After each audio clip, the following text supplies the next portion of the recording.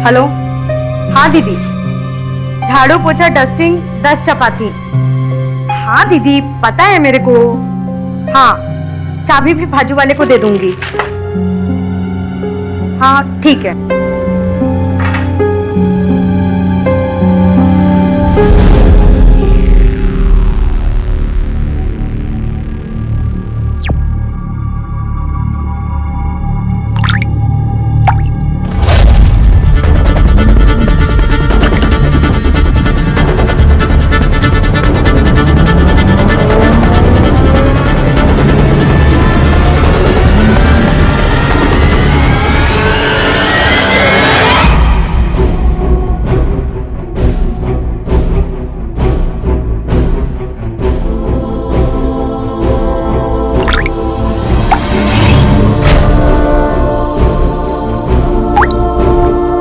पानी कहाँ टपक रहा है? लगता है किसी ने नल खुला छोड़ दिया है।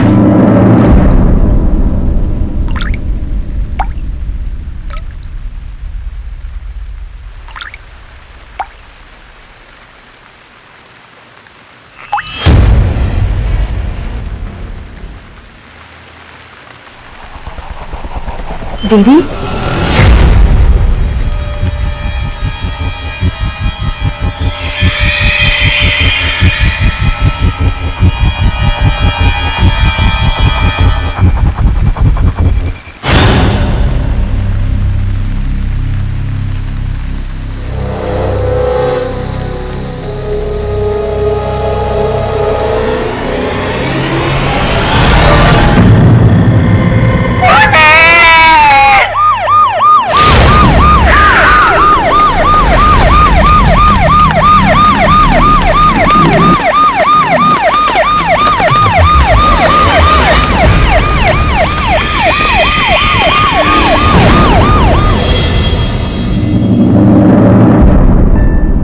बर्फ में जमी हुई लड़की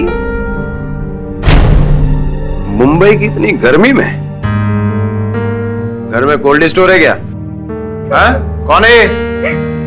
नहीं साहब, हमें कुछ नहीं पता।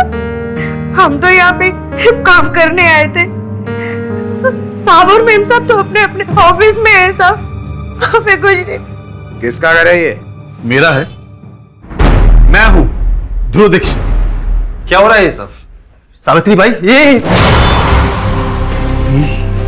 ये लाश किसकी? यही सवाल तो हम तुमसे पूछ रहे हैं। तुम्हारे बेडरूम में ये लाश मिली है, कौन है ये? अरे मुझे क्या मालूम, मैं तो अभी ऑफिस से आ रहा हूँ घर पे। पुलिस स्टेशन ले चलो इसे, याद आएगा धीरे धीरे वहां पे।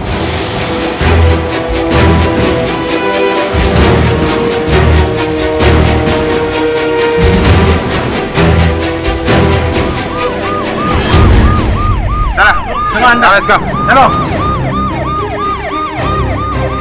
कहाँ ले जा रहे मेरे पति को? Police station. ये क्या हो रहा है? रचना, मैंने कुछ भी नहीं किया। वरुण को कॉल करो तुम।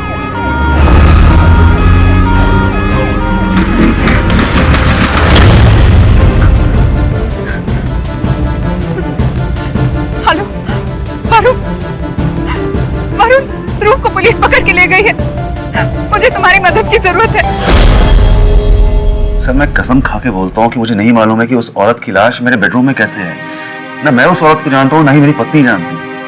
अच्छा, तो क्या तुम्हारी अनुपस्थिति में किसी ने मृत शरीर तुम्हारे घर में रखा? सर हो सकता है, पर ऐसा करेगा कौन और क्यों?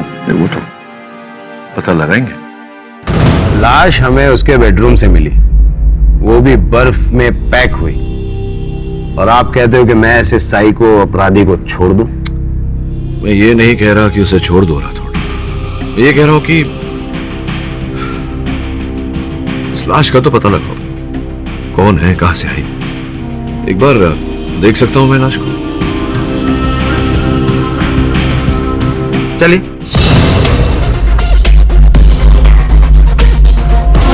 छानबीन जारी है।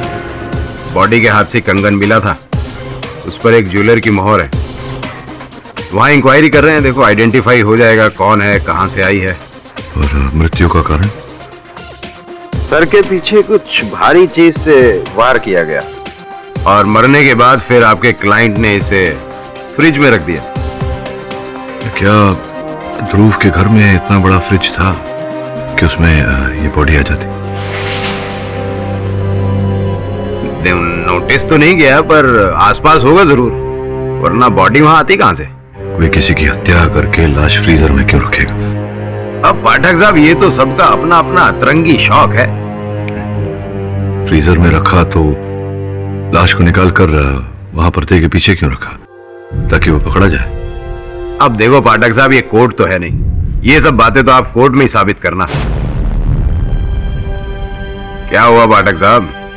राठौर साहब, लाश को देखकर ऐसा लगता है कि ये 1-2 दिन नहीं, काफी महीनों से फ्रीजर में रखा गया है। पाठक साहब, अब आप फ्रोजन बॉडीज के भी एक्सपर्ट हो गए। एक्सपर्ट नहीं, अनुमान है। सर, इलाज के बारे में पता चल गया। सुहासिनी शिंदे, अभ्युदय नगर, मरोल नाका, अंधेरी ईस्ट। पता लगा इसका और ध्रुव दीक्षित का क्या लफड़ा है। Okay sir. मोहब्बत का ही लफड़ा होगा पाठक साहब। वैसे आप इस पचड़े में क्यों पड़ रहे हैं? हाँ, आपके सहायक वरुण का दोस्त है। सर, एक और खबर मिली इस औरत के बारे में। इसका तो पहले से ही पुलिस रिकॉर्ड में नाम दर्ज है, मिसिंग केस में। और सर, इसी के पति ने इसकी लापता होने की रिपोर्ट लिखवाई थी। ये औरत पिछले 3 साल से अपने घर से गायब है, और मिली भी तो अब 3 साल बाद, वो भी बर्फ की तरह जमी हुई।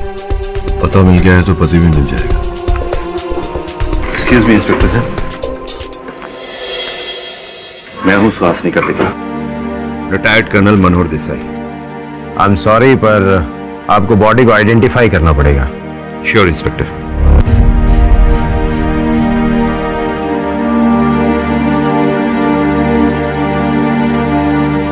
सुहासिनी, मेरी बच्ची, नहीं, नहीं। मेरा नाम निर्मल शिंदे है। अंधेरी में मेरा प्रिंटिंग प्रेस है। सुहासिनी मेरी पत्नी थी। आज से 3 साल पहले 2010 14 फरवरी को वो घर से ना जाने कब लापता हो गई। मैंने ही पुलिस में रिपोर्ट दर्ज कराई थी। हाँ, लेकिन ये रिपोर्ट आपने आपकी पत्नी के लापता होने के 2 दिन बाद 16 फरवरी को दर्ज करवाई थी। 2 दिन प्रतीक्षा क्यों की आपने? सर, मैंने सोचा कि वो घर से फिर भाग गई है, फिर वापस चली आएगी। भाग गई फिर से का क्या मतलब? हमारी शादी के पहले सुहासिनी का एक बॉयफ्रेंड था। शादी के 2 हफ्ते पहले सुहासिनी अपने बॉयफ्रेंड के साथ भाग गई थी। पता नहीं क्या हुआ, 2 दिन में ही वापस चली आई। बड़ी फजीहतों के बाद हमारी शादी। मैंने सोचा अब सब ठीक हो जाए, लेकिन शादी के बाद भी उसके बॉयफ्रेंड का फोन उसके पास आता, जिसकी वजह से आए दिन हमारे बीच में झगड़ा होता। और फिर शादी के 1 साल बाद सुहासिनी घर से अचानक गायब हो गई। मैंने सोचा कि अपने बॉयफ्रेंड के साथ भाग गई होगी, इसलिए 2 दिन कोई खबर नहीं मिली। जब 2 दिन तक कोई खबर नहीं मिली तो मैंने मिसिंग पर्सन्स में रिपोर्ट दर्ज कराई। उस बॉयफ्रेंड का नाम और पता जानते थे आप? उसका पता तो नहीं मुझे मालूम, लेकिन उसका नाम जानता हूं। ध्रुव दीक्षित नाम है उसका।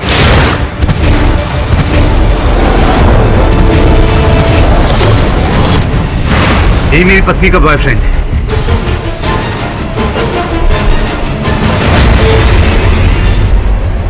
क्या सर, ये झूठ बोल रहा है?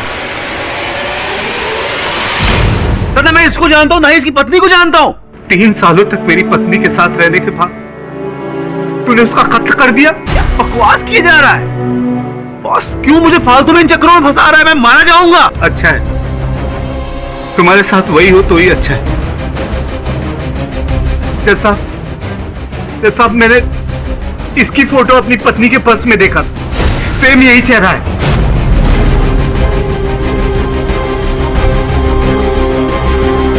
तूने मेरा घर बर्बाद कर दिया भाई। झूठ! तू मेरी जिंदगी बर्बाद कर रहा है, और क्यों कर रहा है मुझे समझ में नहीं आ रहा है।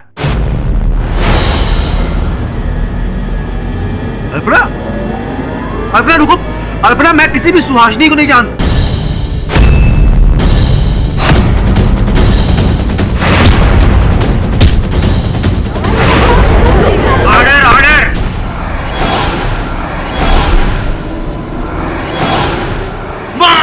मैं तुझे जिंदा नहीं छोड़ूंगा, बोल रहा हूं। मिस्टर ध्रुव, शांत हो जाइए।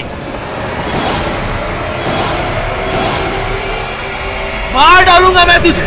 हाँ, यही गुस्सा माय लॉर्ड, यही गुस्सा जो निर्मल शिंदे की पत्नी की मौत का कारण बना। जानलेवा गुस्सा। देखिए देखिए कैसे कैसे तिलमिला रहा है, जैसे जैसे कि उसकी जान ले रहा है। आप क्यों तिलमिला रहे हैं?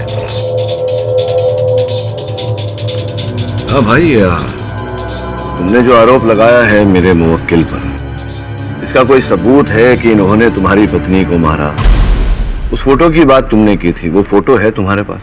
नहीं सर, फोटो तो नहीं है मेरे पास, लेकिन हाँ एक सबूत है, इन राइटिंग। In writing? जी। क्या है सबूत? मेरे पास ये उसका लव लेटर है, जिसको 3 साल पहले मैंने पकड़ा था। डियर ध्रुव, ये 3 वर्षों से बचा कर रखा है तुमने? जी। मिस्टर पाठक, इसे पत्नी की निशानी ही समझ लीजिए। और वैसे भी इस लेटर से साफ जाहिर होता है कि मिस्टर ध्रुव का मिसेस सुहासिनी के साथ क्या संबंध था। योर ऑनर, हैंडराइटिंग एक्सपर्ट्स से मैं इस पत्र की जांच करवाना चाहूंगा, ताकि ये पता चल सके कि हैंडराइटिंग सुहासिनी जी की है या नहीं। उसकी नौबत ही नहीं आएगी मिस्टर पाठक, उसकी नौबत ही नहीं आएगी। बोलो, तुमने उस औरत को क्यों मारा? क्योंकि वो तुम्हें ब्लैकमेल करने लगी थी? वो तुमसे ये कह रही थी कि तुम उसके साथ शादी कर लो, वरना वो अपने और तुम्हारे अफेयर के बारे में तुम्हारी पत्नी को बता देगी, है ना? सर आप क्या कह रहे हैं? सर ऐसा कुछ भी मैंने नहीं किया, मैं तो सिर्फ इसे तुमने सुहासिनी के सर पे वार करके उसकी जान ले ली।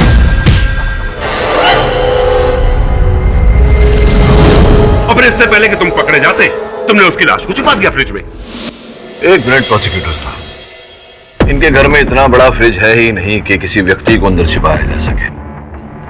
मिस्टर पाठक, आपके जो ये मुवक्किल है ना, ये एक बहुत बड़े फूड एक्सपोर्ट का बिजनेस करते हैं, और इनकी फैक्ट्री में ऐसे कई बड़े बड़े फ्रीजर हैं जिसमें किसी इंसान को तो क्या बल्कि एक बड़े जानवर को भी छुपाया जा सकता है। बस इन्होंने वहीं उनको मारकर स्टोर कर दिया। तो ये वहां से फिर उनके मृत शरीर को घर ले आए, ताकि इनकी पत्नी इनको पकड़ ले और पुलिस इनको पकड़ ले।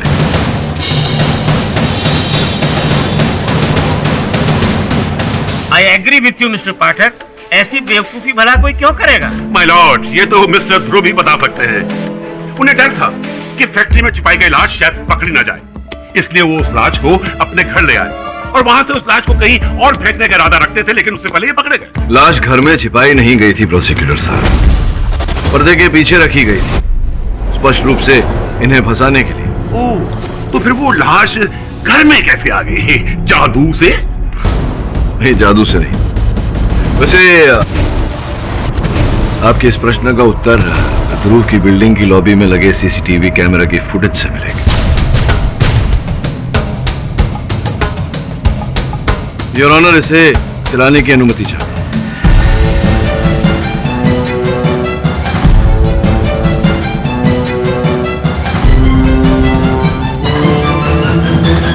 देखिए प्रोसिक्यूटर साहब, ये है वो जरिया जहां से लाश को ऊपर ले जाया गया।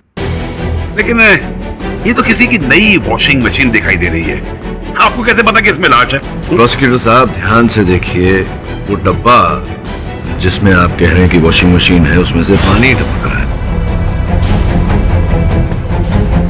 क्या वॉशिंग मशीन के साथ ये लोग धुले हुए कपड़े भी लाते हैं? ये पानी उस बर्फ के पिघलने से टपक रहा है जिसमें लाश रखा गया था।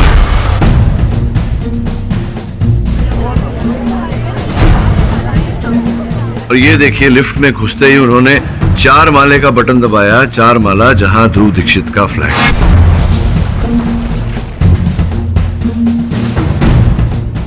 और ये बाहर का दृश्य जहां आप टेम्पो देख रहे हैं, टेम्पो पर लिखा हुआ है drug transport.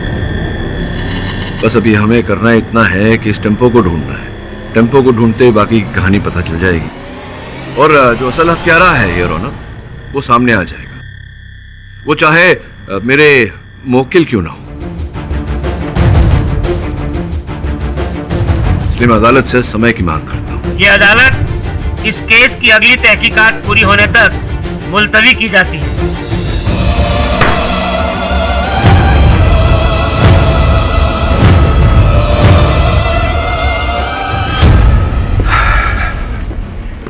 Excuse me mister पाठक, जी कर्नल साहब कहिए। मैं सुहासिनी का पिता हूँ। मैं जानता हूँ, कहिए। मुझे नहीं लगता कि निर्मल सुहासिनी का पति सच बोल रहा है। मैं मानती हूँ कि सुहासिनी का शादी से पहले किसी लड़के के साथ अफेयर था, लेकिन किसी लड़के के साथ चक्कर था, परंतु क्या आप जानते हैं कि वो लड़का ध्रुवी था?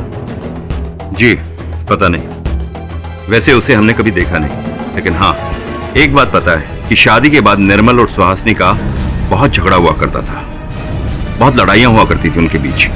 और हाँ, निर्मल ने कई बार उसे मारने की धमकी भी दी थी। क्या कहना चाह रहे हैं आप कि आपकी सुपुत्री की हत्या आपके दामाद ने की है? इसका हमारे पास कोई सबूत तो नहीं है, अगर होता तो। अगर सबूत है तो बहुत जल्द मिल जाएगा कर्नल साहब, अब निश्चिंत रहिए। Hi sir. हाँ वरुण बोल। सर, पूरे शहर में ब्लड ट्रांसपोर्ट नाम की 3 कंपनीज हैं। 2 को मैं चेक कर चुका हूँ, लेकिन उनके यहाँ से उस शाम श्रद्धा कॉलोनी में कोई भी वॉशिंग मशीन डिलीवर नहीं हुई। अब बस इस तीसरी कंपनी को चेक करना बाकी बचा है।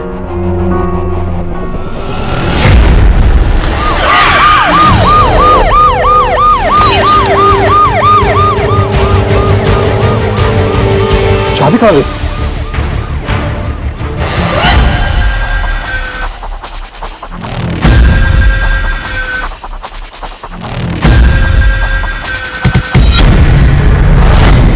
चला पुलिस स्टेशन। साहब मारो मत साहब, मैं सब सच बताता हूँ। उन लोगों ने मुझे ही बोला था वॉशिंग मशीन की डिलीवरी करने को, पर साहब मुझे क्या मालूम था कि उस वॉशिंग मशीन में किसी की लाश होगी। साहब मैं तो बस टेम्पो चला रहा था। कौन थे वो लोग? साहब मैं नहीं जानता, लेकिन उन लोगों ने मुझे 3000 रुपए दिए थे। कहाँ से उठाई थी वॉशिंग मशीन? साहब माहिम के पास एक वेयर हाउस से, एक्सेल वेयर हाउस, वहीं से साहब। एक्सेल वेयर हाउस माहिम, उसका तो मालिक मोहिंदर सिंह है। मोहिंदर सिंह? कौन मोहिंदर सिंह? मेरा जो फूड एक्सपोर्ट का बिजनेस है, मैंने मोहिंदर सिंह से उसका वेयर हाउस रेंट पर लिया हुआ था कुछ सालों से। पिछले महीने ही मुझे मालूम चला कि वो कुछ घपला करता है, उसके अकाउंट में हेराफेरी करता है। तो मतलब मोहिंदर सिंह को निकाल के उसकी जगह कॉन्ट्रैक्ट आपने किसी और को दिया? जी, बहुत बड़ी धमकी देकर गया था वो। इसका मतलब ये हुआ कि मोहिंदर संभवतः उसी बात का बदला तुमसे ले रहा है। मुझे सच में नहीं पता चल रहा है आप क्या कह रहे हो और क्यों कह रहे हो। ओ जी, मेरा तो स्टोरेज का वेयरहाउस है और वहां पर हम खाने पीने की चीजों को स्टोर करते हैं, लाश नहीं रखते। अच्छा, खाने पीने की चीजें रखते, वॉशिंग मशीन नहीं रखते? नहीं, क्योंकि आपके जो 2 कर्मचारी हैं, सोहन और मकरंद, उन्होंने अपने कथन में यही कहा है कि आपके कहने पर वो वॉशिंग मशीन अर्थात वो लाश उन्होंने डिलीवर किया था इनके घर 4थे माले पर।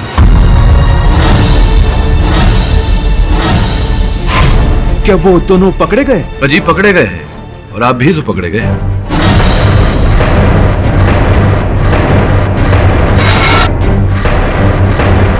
देखिए, वो लाश धुर के घर मैंने ही भिजवाई थी अपने आदमियों को भेजकर, जब वो घर पर नहीं था।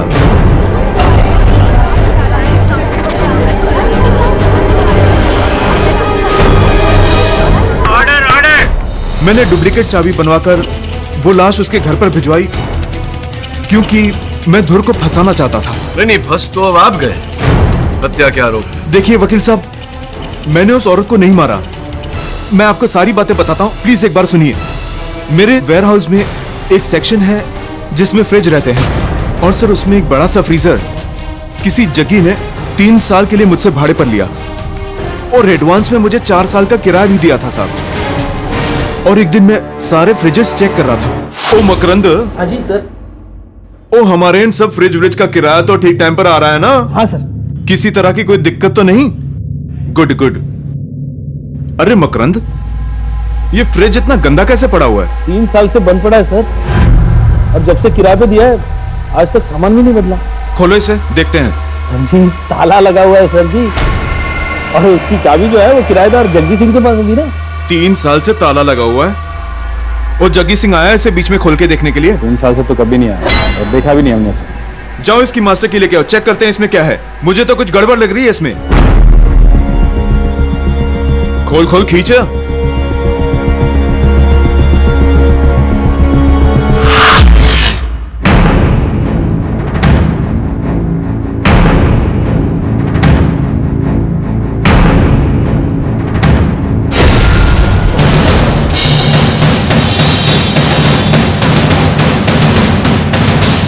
क्या करे सर जी, पुलिस को बता दे। अबे पागल हो गया क्या?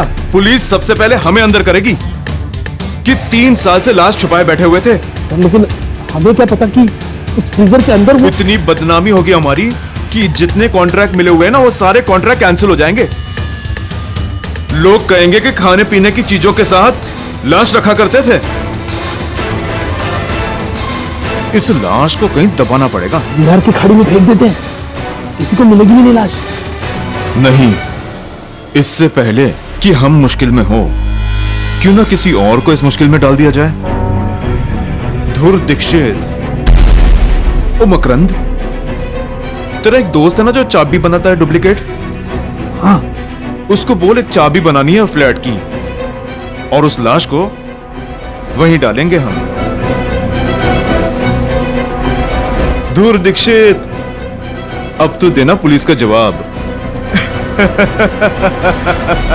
लेकिन मैंने उस औरत को नहीं मारा वकील साहब। झूठ बोल रहे हैं आप मोहिंदर सिंह जी। नहीं, ये सच है। मुझे समझ नहीं आ रहा आप मुझे क्यों पकड़ रहे हैं। आपको पकड़ना ही है तो उसको पकड़ो जिसने मुझसे ये फ्रिज किराए पे लिया था। उस जग्गी को पकड़ो। जग्गी नाम का कोई व्यक्ति नहीं है, जो पता मिला है वो भी गलत है। मतलब ये कि डेड एंड। महेंद्र सिंह जी, आप जग्गी से मिले तो होंगे, क्या आप पहचान सकते हैं कि इनमें से जग्गी कौन है? नहीं नहीं, वो भी मेरी तरह सरदार जी था और काला चश्मा लगाता था। हो सकता है कोई और व्यक्ति हो, भेस बदल कर आया हो। जैसा कि मैंने कहा, dead end. Your honour, dead end, किंतु मेरे मुवक्किल के लिए नहीं। मोहिंदर जी के बयान से यह साबित होता है कि मेरे मुवक्किल का इस केस के साथ कोई लेना देना नहीं। मैं निवेदन करता हूं अदालत से कि इन्हें बाइज्जत बरी किया जाए। यह अदालत मिस्टर ध्रुव दीक्षित को मिसेस सुहासिनी शिंदे के हत्याकांड में निर्दोष पाते हुए बाइज्जत बरी करती है, लेकिन इससे मिसेस सुहासिनी शिंदे हत्याकांड में कई नए सवालात अभी बरकरार हैं। लिहाजा यह अदालत पुलिस को हुक्म देती है कि वो जल्द से जल्द असली मुजरिम को कटघरे में लाए। However, the case against Mr. Dikshit is closed.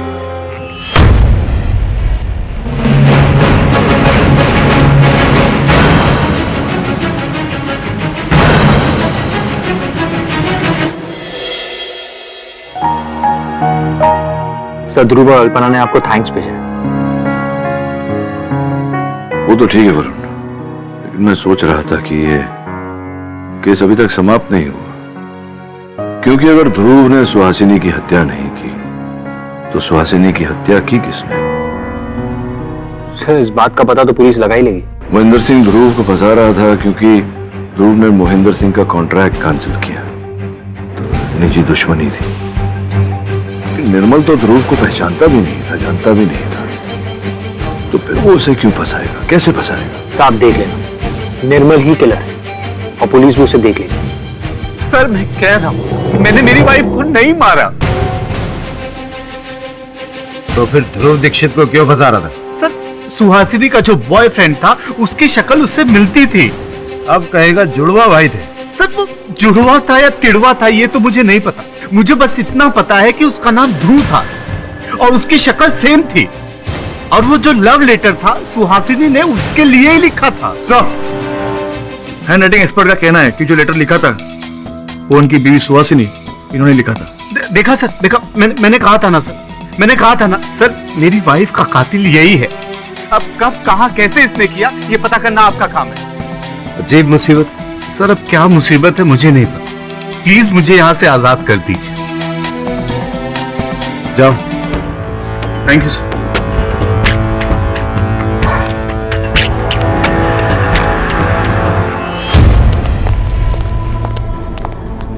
Rickshaw Andheri.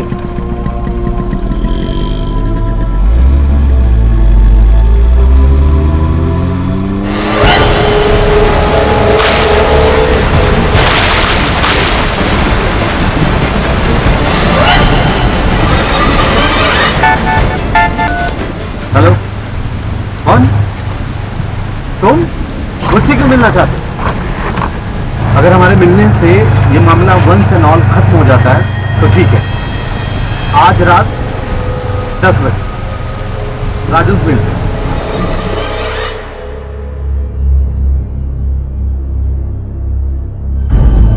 Dhruv, I am really sorry ध्रुव।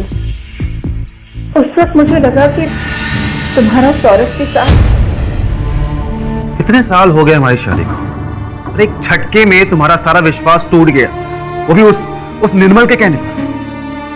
बस इतना ही भरोसा था मुझ पर। Really sorry. No, I am sorry Alpana. तुमने मुझे हर्ट किया है, और इसकी कीमत किसी ना किसी को तो चुकानी पड़ेगी। ध्रुव, तुम कहाँ जा रहे हो इतनी रात को? एक बार मेरी बात तो सुन लो।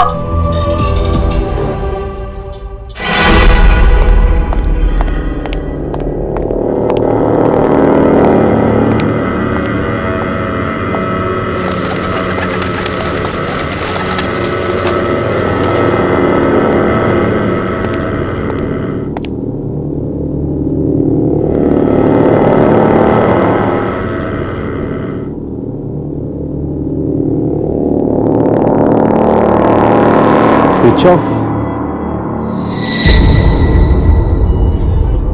मैसेज करता हूं।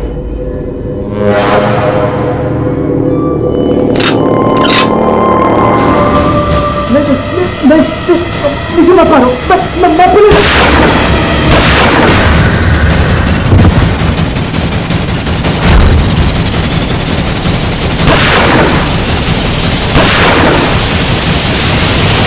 हेलो, हाँ अल्पना जी बोलिए।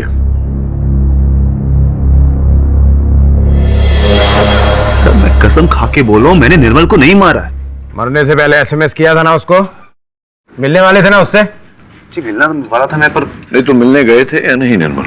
सर मैं गया था, मैंने राजन मिल में उसको बुलवाया था मिलने के लिए, लेकिन सिर्फ ये पूछने के लिए कि उसने आखिर कोर्ट में मेरा नाम क्यों लिया।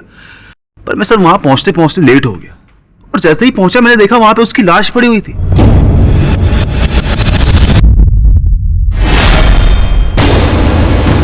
मैं घबरा गया था, मैंने वहां पे भागने की भी कोशिश की, लेकिन सर वहां के सिक्योरिटी गार्ड ने मुझे पकड़ लिया।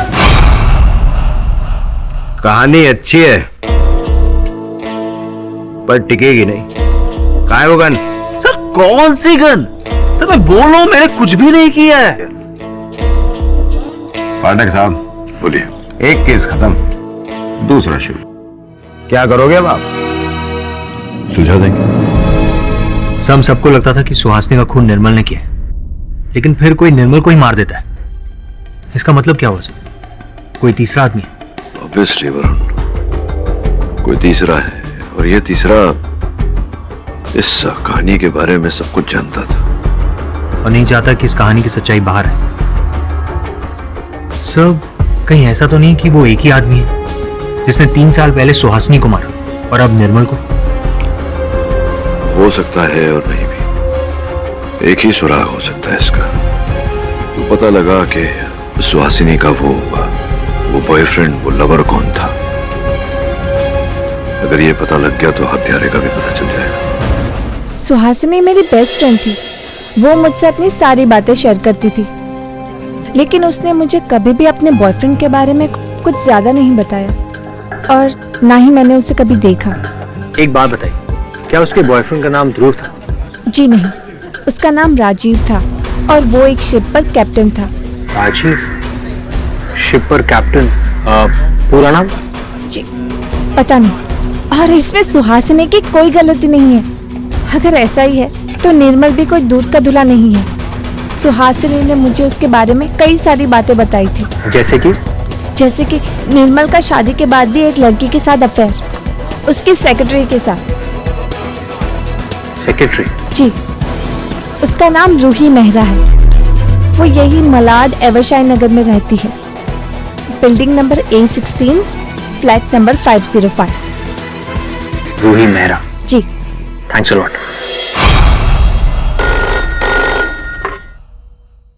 इंस्पेक्टर राठौर। राठौर, केडी पाठक बोल रहा हूँ। ये निर्मल शिंदे ने जो तुम्हें प्रेम पत्र दिया था। मुझे? अरे तुम्हें नहीं, कहने का अर्थ वो उसकी पत्नी का जो प्रेम पत्र था वो तुम्हारे पास है? हाँ हाँ हमारे पास है। तुम्हें क्या चाहिए? ठीक है, मैं आता हूँ। लीजिए पाठक साहब, ये हमारा एविडेंस है। राठौर साहब, इस पत्र में कुछ गड़बड़ है। जहां तक मेरा अनुमान है, पत्र तो सुहासिनी ने ही लिखा है, किंतु ये प्रिय ध्रुव के नाम किसी और ने लिखा है। मतलब ये नाम ध्रुव किसी ने बाद में लिखा है? पता नहीं, वो व्यक्ति जो ध्रुव को फंसाना चाहता है, हो सकता है निर्मल। पर निर्मल उसे कैसे फंसाएगा? राठौर साहब, निर्मल की प्रिंटिंग प्रेस है। प्रिंटिंग प्रेस में कई ऐसे रसायन होते हैं जिससे पहले का लिखा हुआ पहले की स्याही को मिटाकर आप नए सिरे से उस पर लिख सकते हैं। पता नहीं, ये तो मोहिंदर सिंह जी से बात करने पर संभवतः पता चले। आप एक काम करिए राठौर साहब, इसकी फोरेंसिक जांच करवाइए। पता लगाइए कि ये जो स्याही है जिससे प्रिय ध्रुव लिखा है, ये बाकी के पत्र के स्याही से मिलती है या नहीं। देखिए, मेरे और निर्मल के बीच जो भी था वो एक बहुत पुरानी बात है। अब मेरा रिश्ता तय हो गया है, सो प्लीज मुझे इस सब में इन्वॉल्व मत कीजिए। सुहासिनी आपके और निर्मल के बारे में जानती थी? जी, मैंने ही निर्मल को कहा था कि सुहासिनी को सच बता दे। क्यों? मैं प्यार करती थी उससे, शादी करना चाहती थी, पर फिर मैंने अचानक अपना इरादा बदल दिया। अचानक? अचानक क्यों? क्योंकि निर्मल बहुत अजीब सा बिहेव करने लगा था। एक दिन कहने लगा कि सुहासिनी को बुखार है, जब उसकी तबीयत ठीक हो जाएगी उसे सब कुछ सच बता दूंगा। फिर कहने लगा कि सुहासिनी को बिना सच बताए उसे रास्ते से हटा दूंगा और किसी को कुछ पता नहीं चलेगा। और उसके ये कहने के 2 दिन बाद सुहासिनी गायब हो गई। और तुम्हें लगा इस सब के पीछे निर्मल है? जी, मैं बहुत डर गई थी और इस वजह से मैंने उससे ब्रेकअप कर लिया। लेकिन वो इस बात पे बहुत भड़का और महीनों उसने मुझे तंग किया, और उसके इस बिहेवियर से मैं उससे और दूर होती चली गई, और उसके बाद मैं उससे कभी नहीं मिली। इस पूरे केस के दौरान ये बात तुमने पुलिस से कभी नहीं कही? क्या फर्क पड़ता है? निर्मल ने सुहासिनी की जान ली और अब निर्मल भी इस दुनिया में नहीं है, पर इस सब में मेरा क्या फॉल्ट? यही है आपका जग्गी? हाँ वकील साहब, यही है जग्गी। निर्मल? हाँ वरुण, बोल।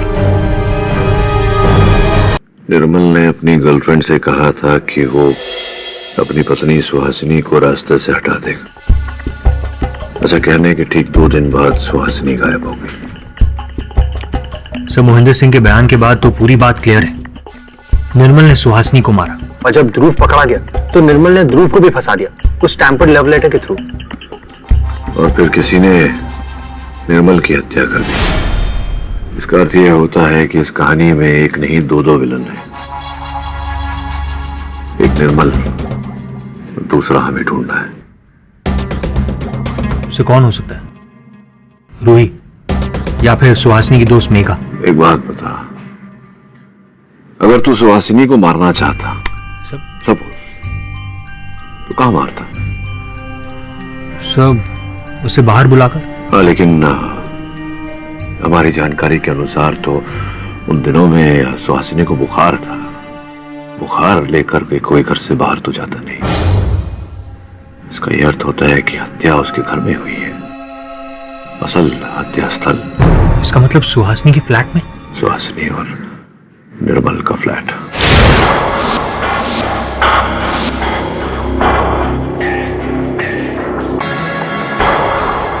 निर्मल का मर्डर मुकेश मिल में हुआ था, इस घर में नहीं। फिर तुम यहाँ क्या ढूंढ रहे हो?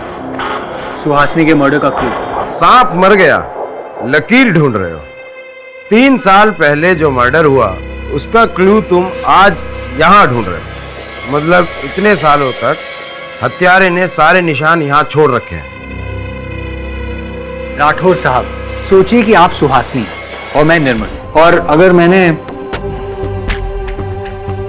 इससे आपको मार डाला तो मैं आपकी लाश को यहाँ अंधेरी मरोल से मोहिंदर सिंह के माहिम के वेयरहाउस तक कैसे लेकर जाऊंगा? बोरी में, संदूक में, या फिर फ्रीजर में। इंस्पेक्टर साहब, उस जग्गी ने निर्मल ने मेरे वेयर हाउस में आकर एक बड़ा सा फ्रीजर उठवाया और कहने लगा कि वो इसको भरकर वापस मेरे वेयर हाउस में भिजवा देगा। यानी कि इतना बड़ा फ्रीजर निर्मल के घर गया था। ये बात किसी ने तो देखी होगी बिल्डिंग में। 3 साल पहले? हाँ साहब, निर्मल साहब के यहाँ एक बड़ा सा फ्रीजर आया तो था, लेकिन उन्होंने उसे वापस लौटा दिया था ये बोलकर कि ये उनका ऑर्डर नहीं है। क्या वो फ्रीजर उनके घर ऊपर तक चढ़ा था?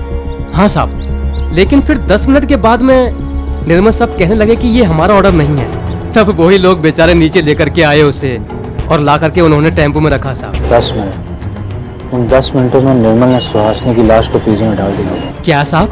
कुछ नहीं। Thank you. क्या साहब 50? इसी खबर का तो हमको 100 रुपए मिला था साहब। इस खबर से आपको 100 रुपया मिला था? हाँ साहब। किसने दिया था आपको? वो पुलिस वाले ने सर। आजकल पुलिस वाले पब्लिक को घूस दे रहे हैं साहब। उस पुलिस वाले का हुलिया याद है आपको? तो वो पुलिस वाले आप थे कर्नल साहब? जी हाँ, मैंने उस सिक्योरिटी गार्ड से उस फ्रीजर की बात पूछी थी। क्यों? अपने दामाद के हत्यारे होने का सबूत इकट्ठा कर रहे थे?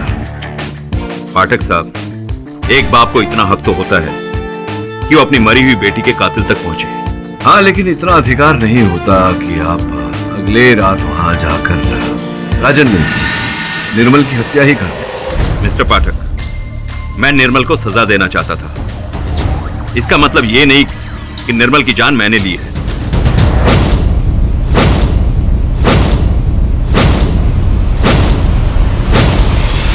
कौन से साल में रिटायर हुए आप आर्मी से?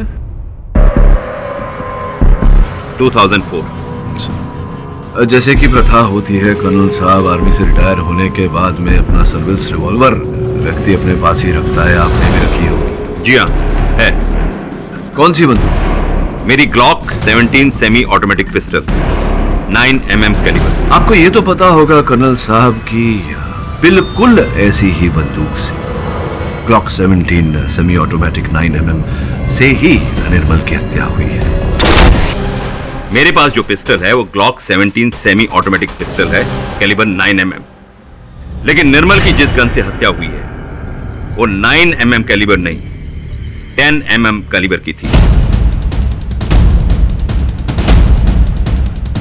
और ग्लॉक 20 थी, 17 नहीं। सही कहा आपने, क्षमा चाहता हूं। सिविलियन हूं इसलिए अस्त्र शस्त्रों के बारे में जरा कम ज्ञान है मुझे कर्नल साहब, लेकिन अपना कार्य खूब जानता हूं मैं, बखूबी निभाता हूं कर्नल साहब। पुलिस स्टेटमेंट के अनुसार प्रेस में जो बात आई थी वहां केवल इतना ही लिखा गया था कि ग्लॉक पिस्टल से निर्मल की हत्या हुई। ये जो बारीकी अभी अभी आपने बयां की अदालत में, ग्लॉक 20 10mm कार्ट्रिज कैलिबर, ये कैसे पता आपको?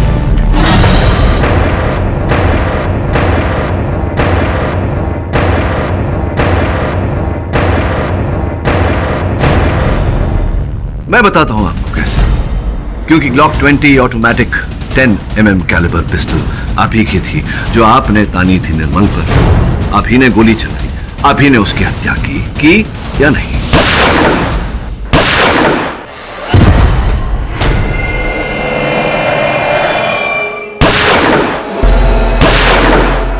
तो मैं क्या करता वकील साहब, क्या करता मैं?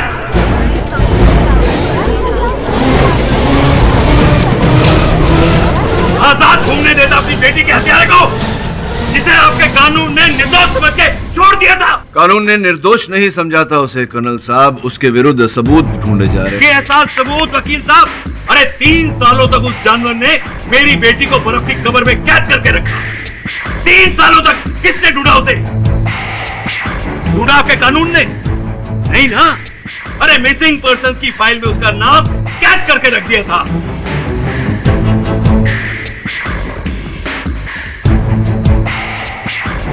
नहीं है मुझे भरोसा, नहीं था मुझे भरोसा आप लोगों पर, और नहीं है मुझे भरोसा आपके कानून पर। इसलिए उसका फैसला मैंने खुद कर दिया। उस जानवर नुमा इंसान को सजा देकर मैंने खुद सजा दिया। कर्नल साहब, अगर आपकी तरह हर हिंदुस्तानी कानून अपने हाथों में लेता रहे तो फिर इस देश के कानून का क्या काम, इस देश के संविधान का क्या काम?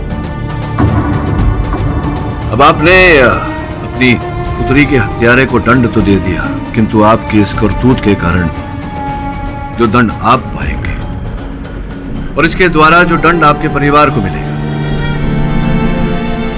क्या वो दंड पाना आवश्यक था? I don't think so. The defense rests, Your Honor. ये अदालत मिस्टर निर्मल शिंदे को मिसेस सुहासिनी शिंदे के मर्डर केस में दोषी करार देती है और मिस्टर शिंदे हत्याकांड में मिस्टर ध्रुव दीक्षित को बाइज्जत बरी करते हुए कर्नल देसाई को दोषी पाते हुए उन्हें हिरासत में लेने का हुक्म देती है। However, the cases pertaining to the murders of Mrs. Suhasini Shinde and Mr. Nirmal Shinde are closed.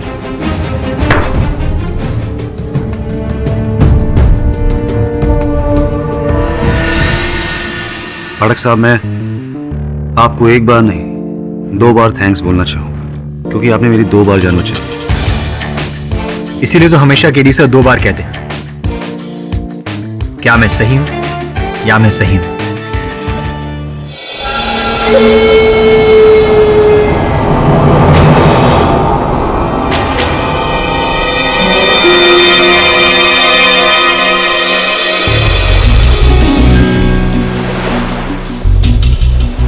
Pratap, वो देखो टापू, वाओ कितना प्यारा है। वहां चलते हैं ना उस टापू पे। अरे यार, मुझे पानी से डर लगता है यार। प्रताप, मुझे मालूम है, मैं तुम्हें स्विम करके थोड़ा बोल रही जाने को। हम जाएंगे बोट पे। और वैसे भी हम यहाँ कर क्या रहे हैं, कुछ तो डिस्कवर करना चाहिए। चलो चलो please please please. Okay okay चलो।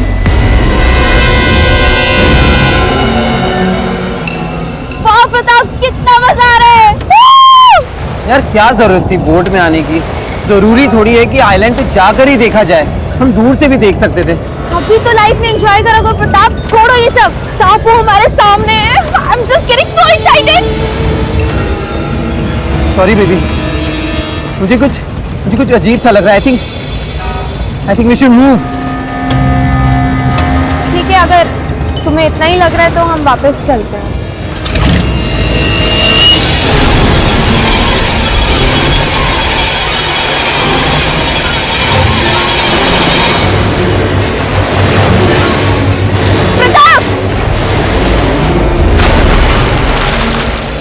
डरावनी सुनसान जगहों पर अक्सर अजीबोगरीब हादसे होते रहते हैं। इस अद्भुत टापू के बारे में भी बहुत सारी डरावनी कहानियां मशहूर हैं।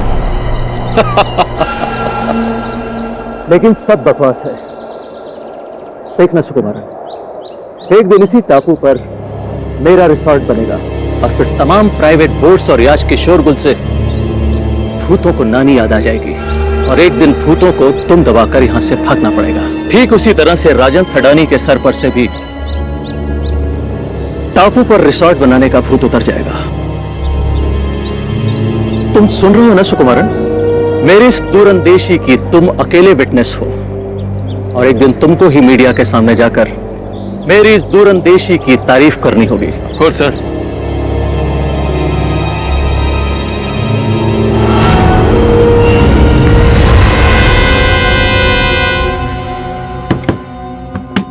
सर, आपकी उड़ान का वक्त हो गया है, जल्दी कीजिए वरना अंधेरा हो जाएगा। फिर शुरू हो गई तुम्हारी वही बकवास। हाँ हाँ, अब तो मेरी बातें तुम्हें बकवास ही लगेगी ना। वो क्या बड़े प्यार से बात करती है जो सब कुछ उस पर लुटा रहे हो। गॉड सेक पद्मा, यहाँ पर ये सब शुरू मत करो। तुम्हें मालूम है कि इस रिसोर्ट के पीछे, इस प्रोजेक्ट के पीछे मेरा कितना पैसा लगा हुआ है? जब भी कोई नया काम शुरू करो हर बार बीच में टांग अड़ा देती। तुम तो इस लायक ही नहीं हो कि मैं तुम्हें कहीं अपने साथ लेकर जाऊं।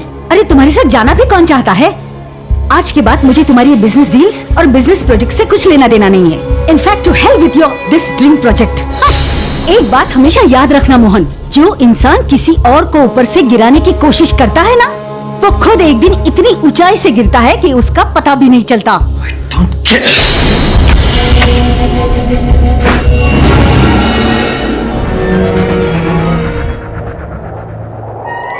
सुकुमारन, पायलट को फौरन इंजन ऑन करने के लिए कहो। सॉरी सर, लेकिन बेहतर यही होगा कि अगर आप अपनी यात्रा कल तक के लिए टाल दें। अंधेरा भी होने वाला है और आपको तो मालूम ही है कि वो टापू शापित है। और आपको तुम अपनी मनगढ़ंत कहानियों और झूठी बातों से मेरा इरादा नहीं बता सकते। अरे तुम्हें मेरे एक दिन की कीमत मालूम है? सर इसीलिए तो कह रहा हूँ, आप जैसे इंपॉर्टेंट आदमी को ऐसा खतरा मोल नहीं लेना चाहिए। देखो, मुझे अभी और इसी वक्त निकलना है। This is my order. Okay sir.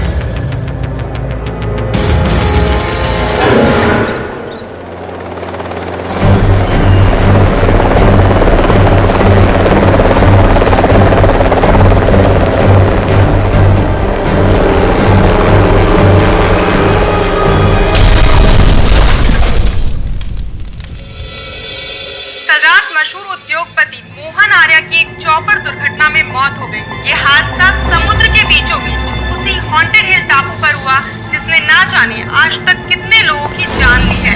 क्या वाकई प्रेत आत्माएं इस हादसे की वजह है या फिर है कोई गहरा राज? केडी न्यूज़ तो देखो, भूत प्रेत। ऐसा होता है क्या कभी?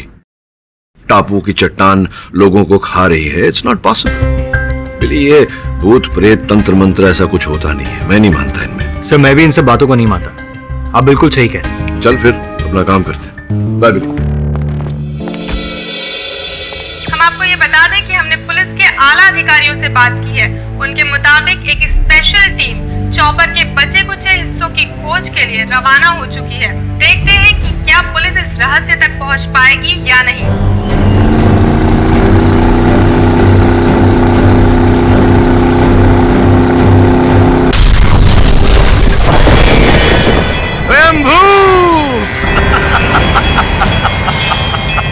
ये सब मेरी शक्ति का प्रकोप। मैंने ही उस टापू की खूनी चट्टान को जगाया है और मोहन आर्या के प्राणों की आहुति दी है। अब वो टापू कभी नहीं सोएगा। स्वयंभू। लेकिन स्वामी जी, आपने ऐसा क्यों किया? अपने शिष्य राजन थडानी की इच्छा पूर्ति के लिए। वो नहीं चाहता था कि मोहन आर्य उस टापू पर रिसोर्ट बनाए और मैंने उसे आश्वासन दिया कि मोहन आर्य इस जन्म में तो क्या कभी भी वहां रिसोर्ट नहीं बना पाएगा। मेरे मुख से निकले एक एक शब्द में कितनी शक्ति है। स्वयंभू।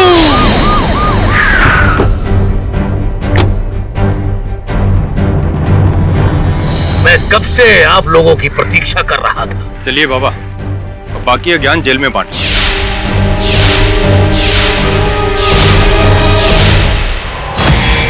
स्वयंभू।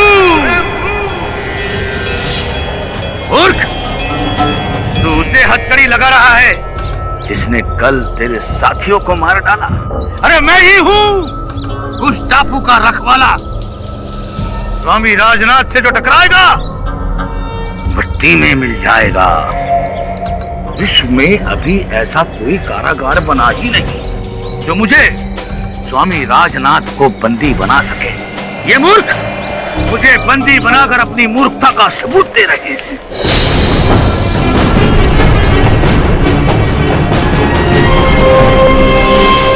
तुमको नहीं लगता कि तुमको भी ये सब बातों में बिलीव करना चाहिए? अरे अक्खा सच सारी दुनिया के सामने आ गया है। पुलिस भी उधर जाने से मना कर रहे हैं। और तो और वो स्वामी राजनाथ है ना, उसने सबके सामने खूनी चट्टान को जागने की बात बोली है। ये सब विश्वास की नहीं, अंधविश्वास की बातें हैं मिसेस बेलमोरिया। आश्चर्य तो मुझे इस बात का है कि पुलिस भी इस चक्कर में आकर वो गिरफ्तार कर लिया उसको। क्या नाम था उस उद्योगपति का? राजन थडानी। दिव्या थडानी, राजन थडानी जी की बेटी। मैं एक ऐसी अनफॉर्चुनेट बेटी हूँ जो अपने फादर को बचाना चाहती है।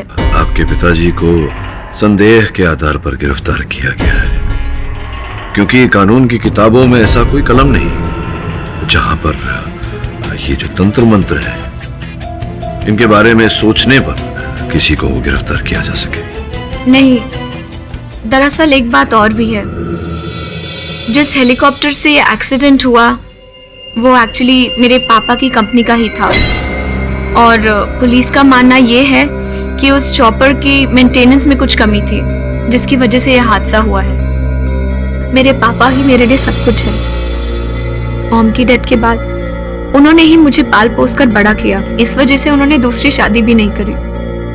जो इंसान अपनी बेटी को इतना प्यार कर सकता है, भला वो किसी की जान क्यों लेंगे?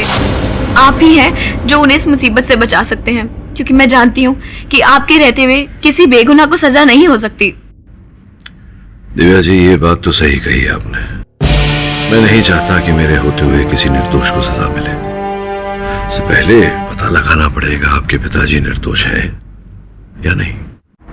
ये अजीब बात है यार। भगवान ने दुनिया बनाई, दुनिया में इंसान को जन्म दिया, इंसान ने पैसों को जन्म दिया और पैसे ने लाभ, ईर्ष्या, दुश्मनी को जन्म दिया। ये केस भी ऐसा ही कुछ है योर ऑनर। राजन थड़ानी और मोहन आर्या दोनों बिजनेस राइवल्स थे, लेकिन पिछले कुछ समय से राजन थड़ानी जी को भारी लॉसेस उठाने पड़ रहे थे मोहन आर्या जी की वजह से। इनका गुस्सा बढ़ा, इनकी लालच, ईर्ष्या और बढ़ी, और बदला लेने के लिए इन्होंने मोहन आर्या जी का खून कर दिया। और मैं यूं ही नहीं कह रहा हूं, 10 मिनट में साबित भी कर दूंगा। और साबित करने के लिए योर ऑनर मैं स्वर्गवासी मोहन आर्या जी की पत्नी पद्मा आर्या को यहाँ बुलाने की इजाजत चाहता हूँ योर ऑनर। पद्मा जी, आपके पति, स्वर्गवासी पति मोहन आर्या जी उस दुर्घटना की जगह पे क्यों गए थे, क्या आप बता सकते हैं? जी हाँ, वो दीव के पास एक टापू पर अपना रिसोर्ट बनाने वाले थे।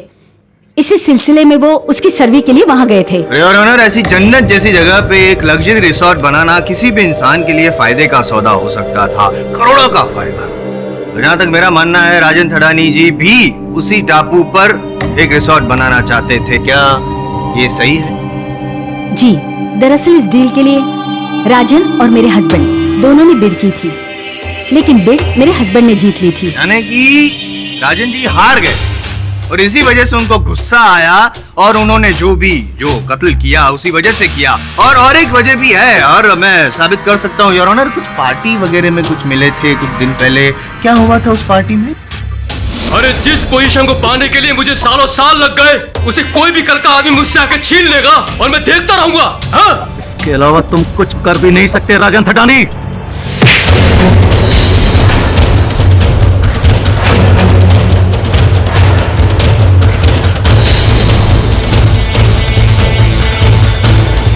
अरे राजन की हुकूमत पर नजर डालने वाले को राजन मिटा के रख देता है। जी जी जी जी, इतनी बड़ी हस्ती और इतनी गिरी हुई हरकत। देखिए ना, अगले दिन न्यूज़पेपर्स में भी सारे ये खबरें छपी थी। मशहूर बिजनेसमैन राजन थड़ानी ने उभरते हुए बिजनेसमैन मोहन आर्या को भरी महफिल में दी धमकी। वो धमकी नहीं, एक टकरार थी जज साहब। उसने भी शराब पी रखी थी, मैंने भी शराब पी रखी थी, बस हो गई टकरार। वो तकरार नहीं, एक धमकी थी, और धमकी को अंजाम दिया था आपने मोहन आर्या को मार के। दुनिया जानती है कि जब राजन थड़ानी के साथ कोई इंसान दुश्मनी मोल लेता है तो सीधा मौत के घाट उतर जाता है। 10 साल पहले भी योर ऑनर ऐसा ही कुछ हुआ था। अखबारों में आप आए थे या नहीं? ये सब गलत है, वो सब खबरें झूठी थी। तो क्या ये भी झूठ है कि 3 दिन तक आपको पुलिस ने हिरासत में रखा था? अलग बात है कि आपके खिलाफ कुछ साबित नहीं हो पा गया था, इसलिए आप छूट गए थे।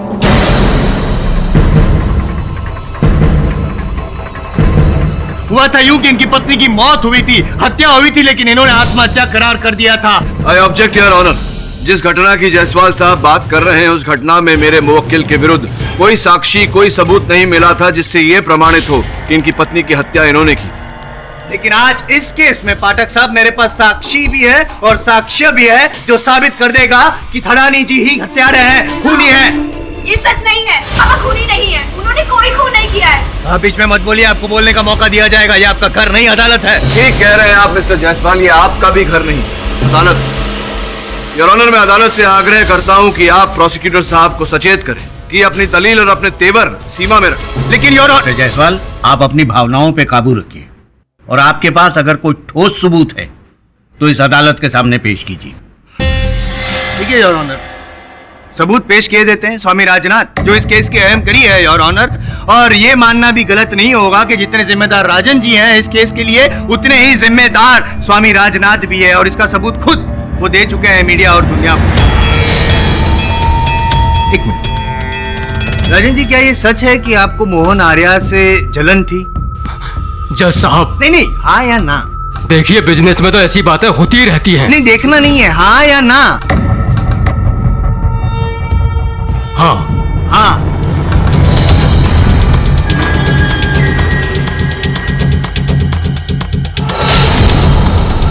अब ये भी बता दीजिए कि मोहन जी को मारने के लिए आपने स्वामी जी से संपर्क किया था, हाँ या ना? मैं आपको कैसे समझाऊं? मैंने उसे सिर्फ मोहन को रिसोर्ट की भीड़ रोकने को कहा था।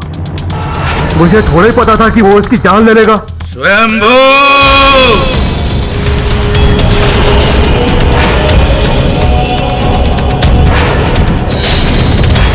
जीवन और मृत्यु हमारे इशारे पर चलते हैं। मूर्ख! क्या मैं उसे जीवन दान दे देता या मिठाई से उसका स्वागत करता? सिर्फ मेरे सवाल का जवाब अगर दे देते आप तो बेहतर होता कि मोहन जी को लेके आप दोनों के बीच में क्या वार्तालाप हुई थी, बताइए। आज से कुछ महीने पहले ये राजन भी आया था एक विनती लेकर। इसने मुझसे कहा कि स्वामी जी, मैंने आपके बारे में बहुत कुछ सुन रखा है, मैं बहुत परेशान हूं, इसलिए आपकी शरण में आया हूं। इसने मुझे मोहन आर्य के बारे में सब कुछ बताया, सब कुछ, और यह भी बताया कि मोहन आर्य की वजह से ये किस प्रकार कर्जे में आ गया। इसने कहा यदि उसे टापू पर रिसोर्ट बनाने का काम मिल गया तो ये स्वयं रास्ते पर आ जाएगा। तो मैंने इसे आश्वासन दिया, इससे कहा कि मोहन आर्य इस जीवन में तो क्या, यदि मरने के पश्चात 1,84,000 योनियों के बाद भी मनुष्य बना तब भी उस टापू पर रिसोर्ट नहीं बना सकता। सत्य वचन, जो आपने कहा वैसा ही हुआ। जीवन भर बेचारे मोहन जी मरे तब तक वो टापू पे रिसोर्ट नहीं बना पाए, राजन जी के कहने पर। स्वयंभू! स्वामी राजनाथ का वचन अटल होता है। ठीक वही हुआ जो राजन चाहता था।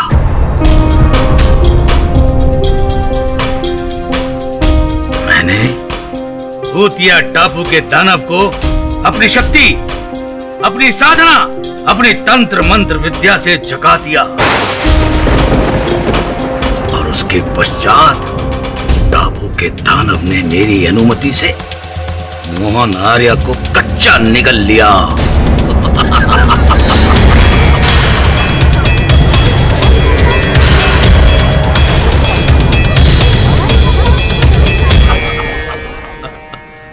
Good story your honour. ये ढोंगी और मिथ्यावादी स्वामी अदालत में जो कथन दे रहा है ये केवल इस केस की दिशा को भटका रहे हैं। इनके इस कथन पर विश्वास नहीं किया जा सकता योर ऑनर, क्योंकि इनका हर दावा निराधार है। ये केवल प्रसिद्धि पाने के लिए इस प्रकार का प्रचार कर रहे हैं, ये हथकंडे अपना रहे हैं और कुछ नहीं। बड़ी शर्म की बात है कि अपनी रोजी रोटी की दुकान चलाने के लिए ऐसे सस्ते और घटिया तरीके ये स्वामी जी अपनाते हैं, और ऐसे प्रचार के बाद, इन हथकंडों के बाद इनके भक्तों की संख्या बढ़ गई है। करोड़ों रुपयों का लाभ हुआ है इनके ट्रस्ट को।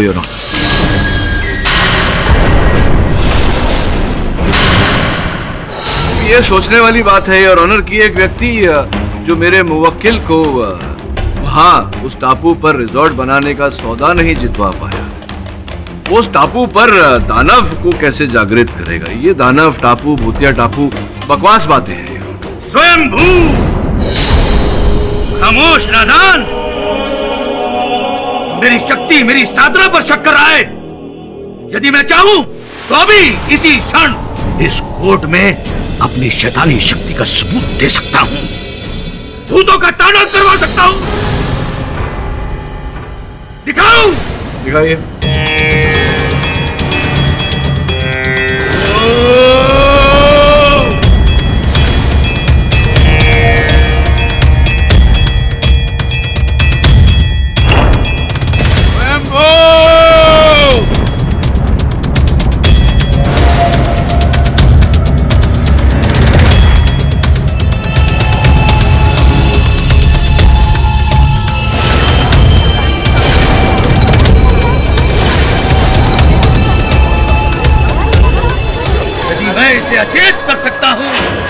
तो इसकी चेतना भी लौटा सकता हूं।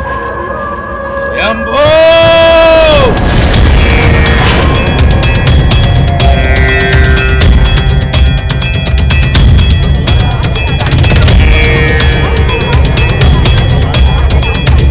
Order order!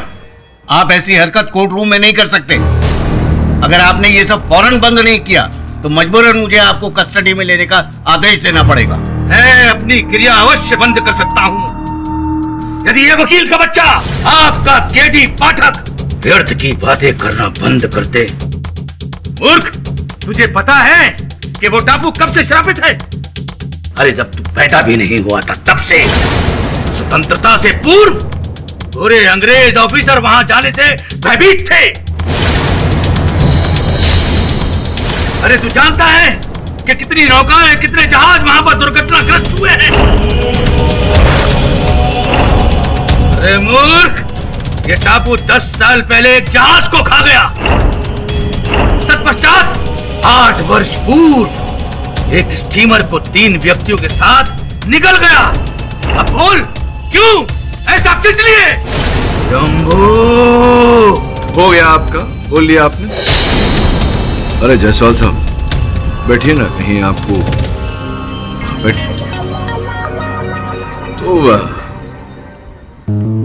क्या है कि अपने कर्तव्य से बाध्य होकर मैंने इस विषय में जरा छानबीन की। जिस नौका की आप बात कर रहे थे, जो नौका उस टापू पर डूबा था, जब वो नौका डूबा था उस दिन वहां एक बहुत ही भयानक आंधी चली थी और उस आंधी के कारण डूबा था। और बचने वालों में एक ही व्यक्ति था जिसने जाकर ये मनगढ़ंत कहानी गांव वालों को सुनाया, उन्हें भयभीत किया।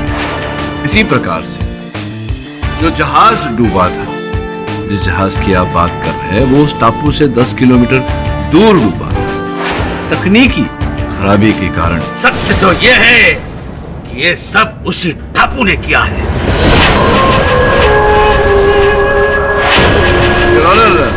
आश्चर्यजनक बात है कि इसी प्रकार की बातें बर्म्यूडा ट्रायंगल के बारे में भी की जाती थी कि समुद्र का वो हिस्सा जहाजों को, विमानों को खा जाता है। लेकिन विज्ञान ये स्पष्ट कर चुका है, साबित कर चुका है, प्रमाणित कर चुका है कि ऐसा कुछ नहीं है, ये बातें मिथ्या है। और आज हमारे पूज्य स्वामी जी ये मनगढ़ंत कहानियां फैलाकर गांव वालों को भयभीत कर रहे हैं, केवल और केवल इनके व्यापार के प्रचार प्रसार के लिए। केडी, मैं आपकी बातों से सहमत हूं। कानून की किताब में अलौकिक बातों के लिए कोई जगह नहीं है।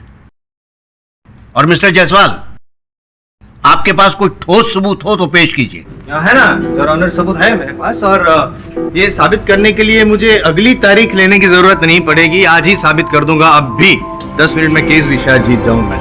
योर ऑनर, जिस चॉपर में मोहन आर्या जी की मौत हुई, वो चॉपर थड़ानी चार्टर फ्लाइट्स का था। और दूसरी ये बात भी कहना चाहूंगा कि आमतौर पर जब थड़ानी जी, राजन जी अपने जो हेलीकॉप्टर्स भाड़े पे देते हैं तब बहुत बड़ी कीमत वसूल करते हैं, लेकिन जब मोहन आर्या जी को उन्होंने ये चॉपर दिया, उस टापू पे जाने के लिए एक पैसा भी नहीं दिया, बदले में ले ली मोहन आर्या की जान।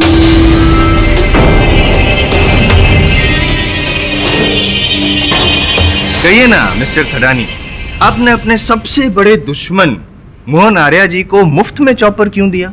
मैं कभी भी उसे मारना नहीं चाहता था।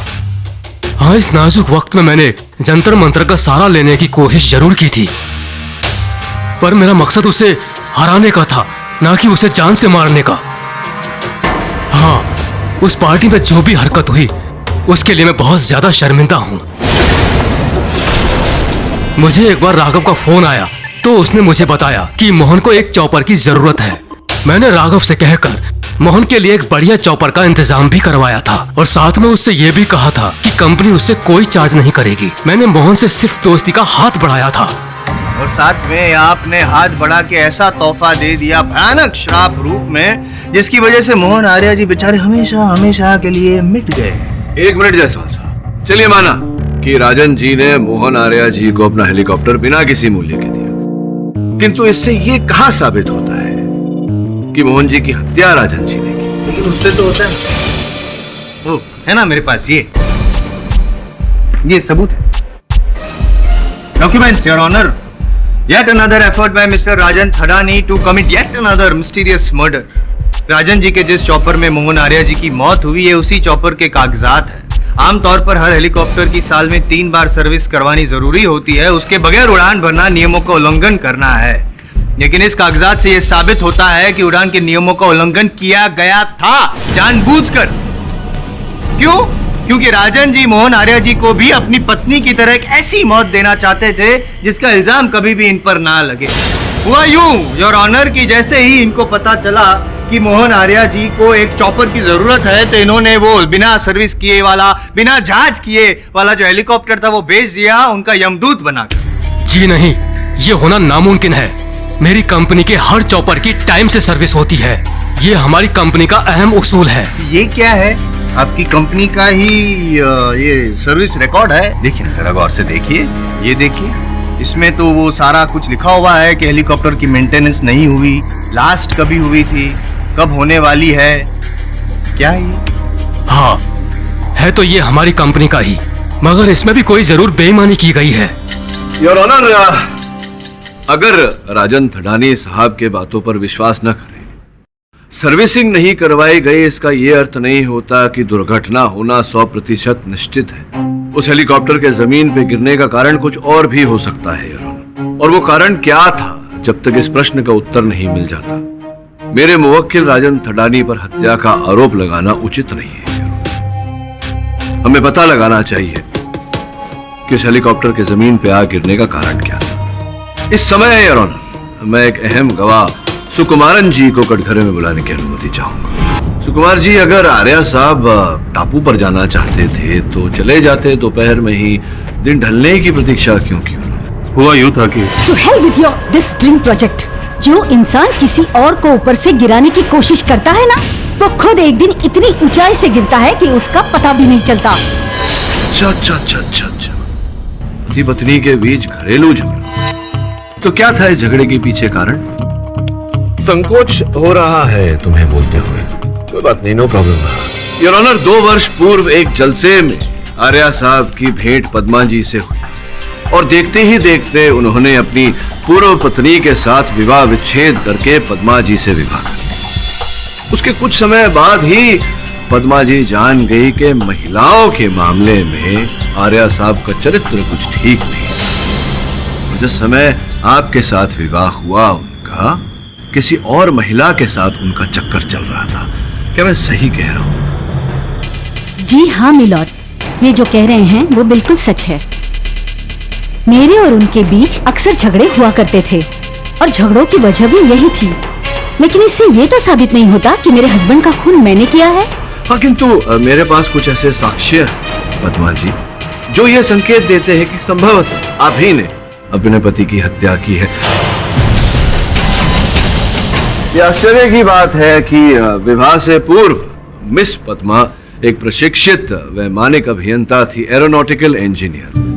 इससे स्पष्ट होता है कि उस चॉपर की तकनीकी बातों के बारे में इन्हें पूरा ज्ञान रहा होगा। इस केस के चश्मदीद गवाह ने हमें बताया कि उड़ान भरने से पहले पद्मा जी उस चॉपर के इर्द गिर्द घूम रही थी और फिर अचानक आपने अपने पति के साथ उस चॉपर में उड़ान भरने से मना कर दिया। तो संभव है कि आपने ही उस चॉपर में कोई तकनीकी खराबी की हो और आपके पति जो किसी और महिला के साथ चक्कर चला रहे थे, इसका बदला लेने के लिए आपने उनकी हत्या की हो।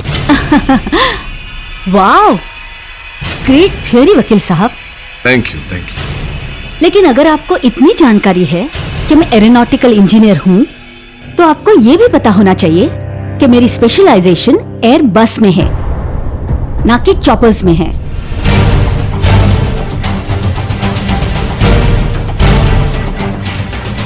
तो आपको क्या लगता है वकील साहब, चॉपर के और एयर बस के मैकेनिज्म में क्या फर्क है? चलिए, इतना तो श्योर है कि यहाँ आने से पहले आपने भी एरोनॉटिक की पढ़ाई ठीक से कर ही ली होंगी। आप ही बता दीजिए हम सबको, क्या चॉपर का और एयरबस का मैकेनिज्म सेम होता है? प्लीज बताइए। I object your honour. Pathak साहब एक इज्जतदार महिला पर झूठा इल्जाम लगा रहे हैं। Objection sustained. Mister KD, miss Padma के एयर बस में एरोनॉटिकल इंजीनियरिंग करने से ये कतई साबित नहीं होता कि चॉपर में टेक्निकल फॉल्ट उन्होंने किया है। इसलिए आपको ये पता लगाना चाहिए कि पुलिस की छानबीन में हेलीकॉप्टर क्रैश होने की सही वजह क्या है। सर, इस हादसे के बाद कोई भी उस सुनसान टापू पर जाने को तैयार नहीं, इसलिए हम चॉपर के बचे कुछ हिस्से भी इकट्ठे नहीं कर पाए। मैंने कहा था ना कि उस चट्टान पर शैतान का श्राप है।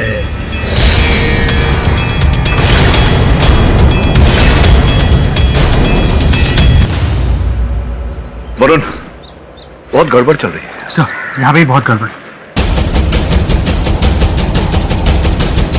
सर, वो रोशनी देखी आपने?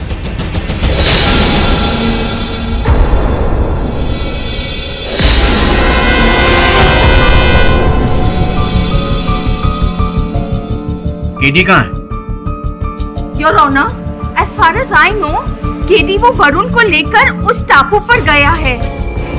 कल रात को ही बात हुई थी मेरी उनसे, तब वो प्लानिंग कर रहा था वो टापू पर जाने के लिए, कुछ रिसर्च के बारे में बता रहा था। उसके बाद मेरी बात ही नहीं हुई उनसे। दोनों फोन्स आउट ऑफ रेंज आ रहे हैं।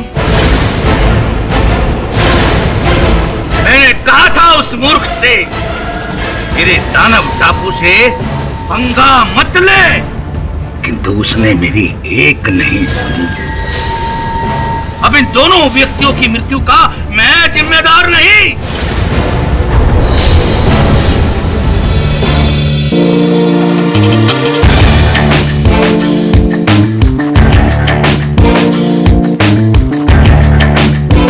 जीवन और मृत्यु तो उसके हाथों में होती है सुहान जी, आपके हाथों में नहीं।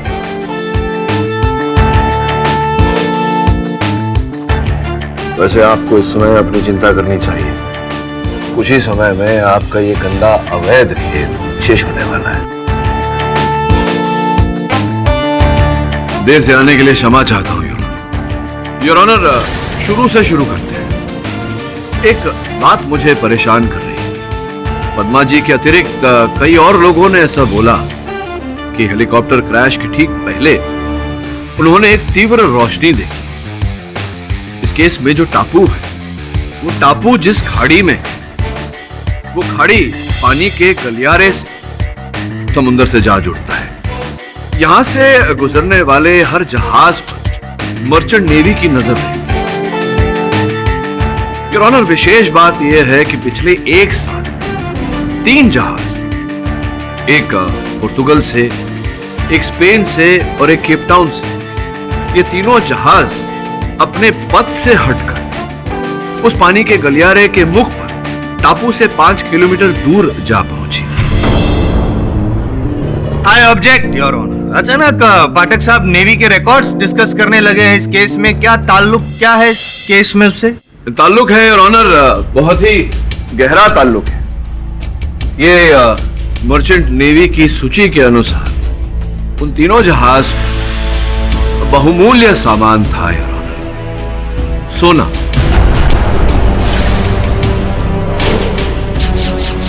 जब आर्या साहब का हेलीकॉप्टर क्रैश हुआ, उस समय वहां उस टापू पर और भी गतिविधियां चल रही थी।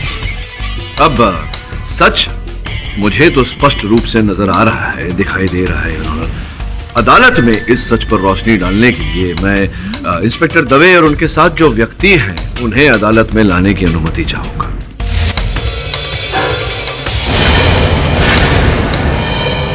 योर ऑनर, ये तात्या तावड़े अपने साथियों के साथ उस टापू पर से स्मगलिंग करता है।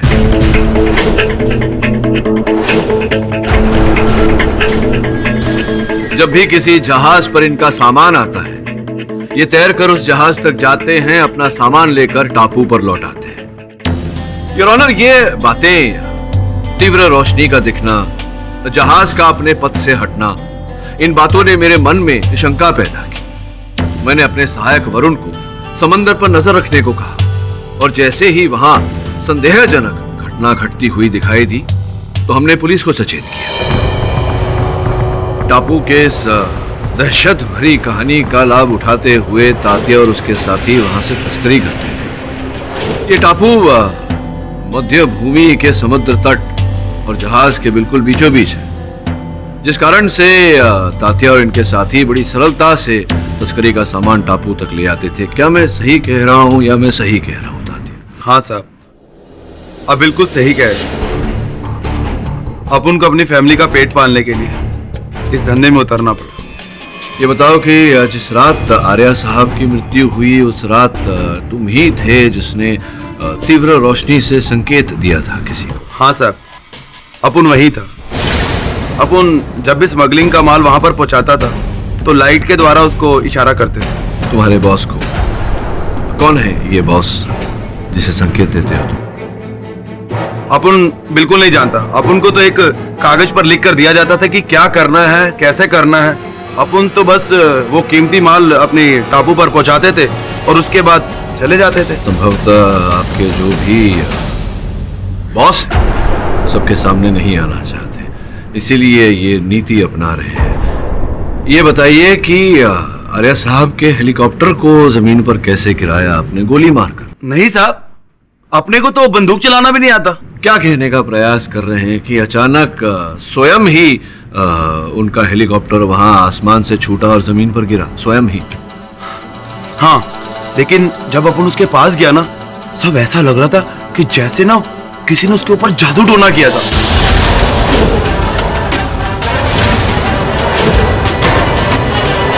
पाठक साहब ने जो अभी ये पर्दाफाश किया स्मगलिंग रैकेट का काबिले तारीफ है, लेकिन हेलीकॉप्टर एक्सीडेंट और स्मगलिंग रैकेट का क्या कनेक्शन? योर ऑनर, इसी प्रश्न का उत्तर पाने मैं स्वयं उस टापू पर गया था, किंतु जो व्यक्ति मुझे ये जानकारी देने वाला था, दुर्भाग्यवश उसे मारकर, बड़ी बेरहमी से मारकर योर ऑनर, छत से उल्टा लटका दिया गया। काली परछाई टापू की कैद से आजाद हो गई है और वो तुझे भी ढूंढ लेगी मूर्ख। Order order.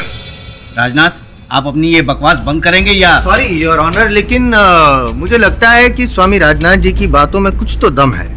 क्या कहना चाहते हैं आप? ये जादू टोना है और उस टापू पर कोई भूतिया? नहीं, मैं समझाता हूँ योर ऑनर। एक नहीं दो खून हुए, अब क्या वजह हो सकती है इस रहस्यमय बात?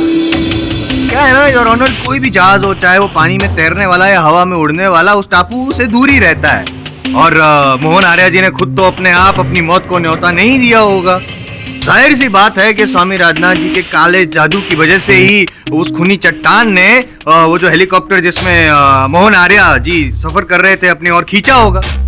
खैर, और एक बात है, ये केस अब उस मोड़ पे पहुंच गया है कि हाल ही में घटी एक घटना के बारे में मैं सबूत पेश करना चाहता हूं और उसके लिए मैं नेहा शर्मा को कटघरे में बुलाना चाहता हूं, अगर आपकी इजाजत हो तो योर ऑनर। इजाजत है। हाँ सर, 3-4 महीने पहले की बात है। मैं और मेरा मंगेतर प्रताप, हम लखनऊ से आए थे, बहुत खुश थे।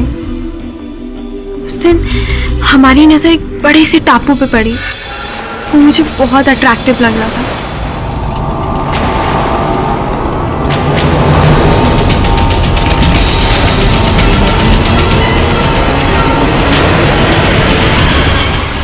सर मैं बता रही हूँ, ये सब उस टापू की वजह से हुआ है।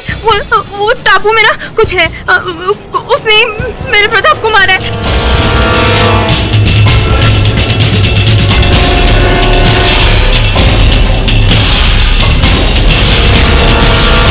योर ऑनर, इस सच्ची दास्तान से यह जाहिर होता है कि दुनिया में हर चीज इंसान के बस में नहीं होती, जैसे कि उस टापू की चट्टान में छुपी हुई मौत की कोई शक्ल नहीं होती। योर ऑनर, पाठक सर, आप अब तो मेरी बात का यकीन करेंगे कि फिलहाल? जायसवाल साहब, मृत्यु तो परम सत्य है। सत्य के कई रूप होते हैं और सत्य के पीछे कई कारण। योर ऑनर, ये इस मृत्यु के पीछे किसी भूत प्रेत का नहीं, किसी मनुष्य का हाथ था, यह विश्वास मुझे पहले भी था। अब उस बंगले में एक और मृत शरीर पाए जाने के बाद मेरा विश्वास और भी दृढ़ हो गया है। आपको सुनकर अचंभा होगा कि उस बंगले में जो मृत शरीर पाया गया वो मेरे मुवक्किल राजन थडानी के ही कर्मचारी का है। उनका ये कर्मचारी राजन जी के जहाजों की देखरेख की सूची बनाने का कार्य करता था। अर्थात योर ऑनर की वो सूची जिसका उपयोग अभियोग पक्ष महोदय ने मेरे मुवक्किल के विरुद्ध किया था, वो सूची भी उसी व्यक्ति ने बनाई थी। निष्पक्ष हो तो ये मान सकते हैं कि उस सूची में कुछ तो गड़बड़ था, और वो व्यक्ति मुझे बताए सूची में क्या गड़बड़ है, उससे पहले उसकी हत्या कर दी गई।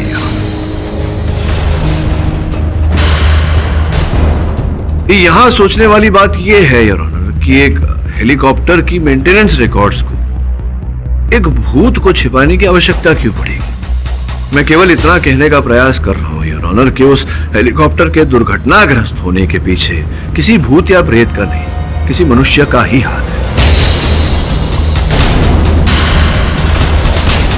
योर ऑनर, समय के अभाव के कारण मैं उस टापू पर नहीं जा पाया, किंतु मैंने अपने सहायक वरुण को वहां भेजा है। वो वहां पहुंचता ही होगा। कुछ ही समय में वो दुर्घटनाग्रस्त हेलीकॉप्टर की तस्वीरें मुझे भेजेगा, और उन तस्वीरों के द्वारा मैं इस केस को आगे बढ़ाऊंगा। कब तक मिलेंगे इस कोर्ट को तुम्हारे से? योर ऑनर, मैं अदालत से विनती करता हूं कि मुझे अपना फोन ऑन करने की अनुमति दी जाए ताकि मैं उसका कॉल रिसीव कर सकूं। अनुमति? धन्यवाद।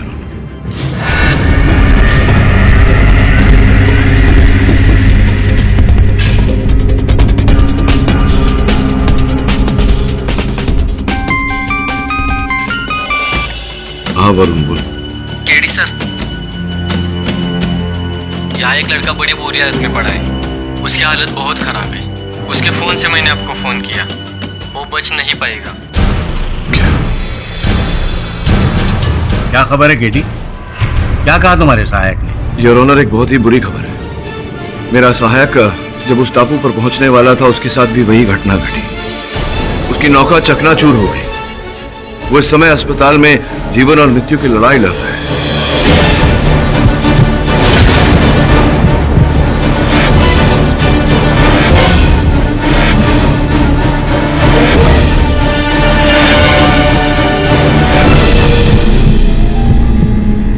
इस तरह के और भी एपिसोड देखने के लिए हमारे चैनल को सब्सक्राइब करें और बेल आइकन दबाना ना भूलें।